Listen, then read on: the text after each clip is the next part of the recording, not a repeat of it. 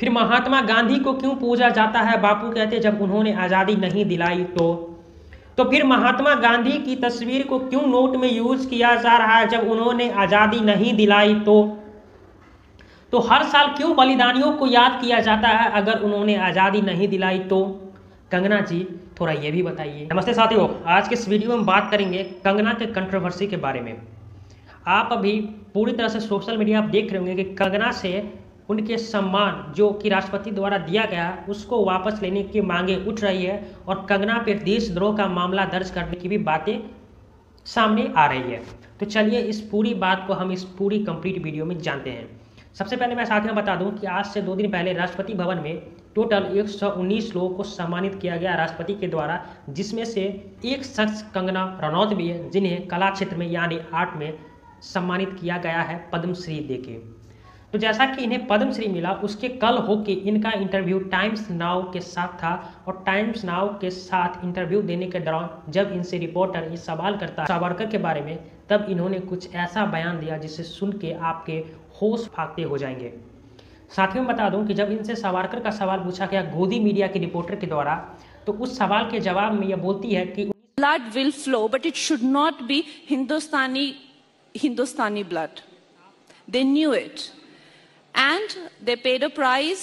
Of course वो आज़ादी नहीं थी, वो भीख थी, और जो आज़ादी मिली है वो 2014 में मिली है। बात को बोलने के बाद उन्होंने यह बोला कि देश को असली आज़ादी, इट मीन्स देश को जो रियल फ्रीडम मिली है वो 2014 मिली है। और यह बात कंगना ने क्यों बोला ये अभी तक मुझे समझ में नहीं आ रही है। तब भी मैं आप लोगों को यह बात समझा देना चाहता हूँ कि उन्होंने ये बात इसलिए बोला क्योंकि अभी बीजेपी उन्हें प्रमोट कर रही है। जैसा कि आप लोग जानते हैं कि 2014 में नरेंद्र मोदी की गवर्नमेंट बनी और इसलिए कंगना ने इस पे यह कहा कि 2014 में यह देश आज़ाद हुआ।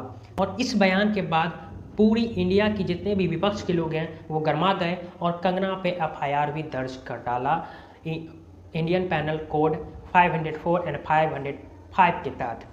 साथियों मैं आपको यह भी बता देना चाहता हूं कि जब यह बयान दी उससे पहले एक शब्द और बोलती है, एक सेंटेंस और बोलती है और उसमें यह बताती है कि अब जो मैं बयान देने जा रहा हूं इसके बाद मेरे ऊपर एफआईआर भी दर्ज हो सकती है। इट मीन्स इन्हें यह बात पूरी तरह से पता थी कि जो मैं अब बोलने जा रहा हूँ उस पर मेरे ऊपर एफआईआर तक दर्ज हो सकती है। तो फिर इन्होंने यह शब्द का क्यों प्रयोग किया कि 1947 की आज़ादी भीख थी।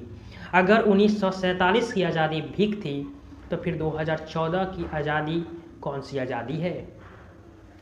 अगर हम बात करें देश अगर 2014 में आज़ाद हुआ फिर तो कंगना जी आप 2014 के पहले क्या करते थे हमें भी बताइए। अगर देश 2014 में आज़ाद हुआ तो फिर एंथम क्यों गाई जाती है? तो फिर गुलाम भारत की ही निशानी हो गई, तो फिर एंथम क्यों गाई जाती है? तो फिर स्वतंत्रता सेनानी जैसे सरदार पटेल की मूर्तियाँ क्यों बनाई जा रही है जब उन्होंने आज़ादी नहीं दिलाई तो?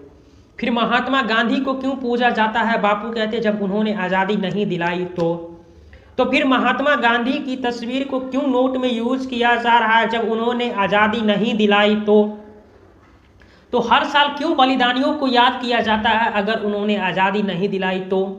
कंगना जी थोड़ा ये भी बताइए। और आपकी जो ये तस्वीर है जिसमें आप दिख रही है ये कौन सी आज़ादी है, जरा हमें यह भी बताइए और हमारे दर्शक को यह भी बताइए।